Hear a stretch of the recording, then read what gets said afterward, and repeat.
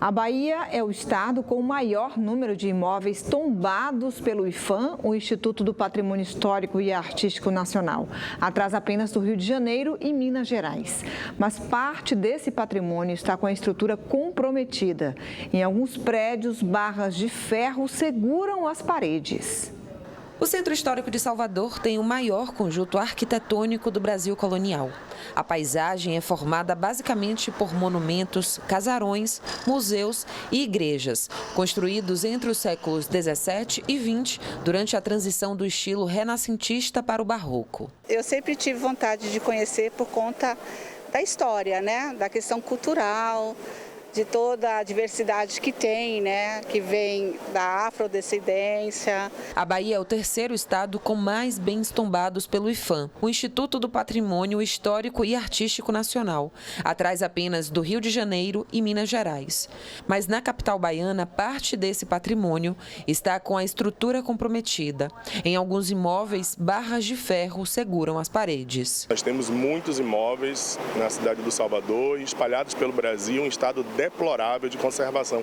E o que é mais assustador, alguns desses imóveis já tombados, mas em vias de virar ruína, o que é uma pena. A burocracia atrapalha esse processo, os trâmites legais também. É preciso que a gente acelere essa funcionalidade do tombamento, da preservação, da conservação, para que a gente possa, para as próximas gerações, ter efetivamente um grande patrimônio para ser usado como sala de aula da história do Brasil. Se o proprietário de um imóvel tombado provar que não tem dinheiro para a manutenção, a responsabilidade passa a ser do IPHAN.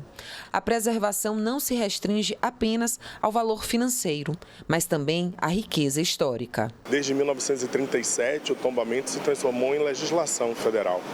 E ela pode acontecer em níveis municipais, estaduais ou federais, a depender do arcabouço daquela construção e da importância estrutural que ele tem para a história e preservação da memória. Pelo menos 2.700 imóveis no Centro Histórico de Salvador são monitorados pela Defesa Civil, entre casarões e outras construções, tombadas e não tombadas. Na quarta-feira, parte do forro do teto da nave central da Igreja de São Francisco, no Pelourinho, desabou. Uma pessoa morreu e 5 ficaram feridas. As investigações estão em andamento para saber a causa do acidente. A igreja é tombada pelo IPHAN. Na segunda-feira, o Instituto foi informado pela administração do templo que a estrutura apresentava problemas.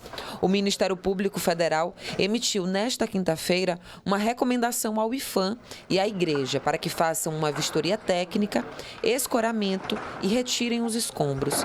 A Justiça apura os responsáveis pela tragédia. O Centro Histórico de Salvador tem 20 igrejas tombadas. 5 passaram por reformas recentemente.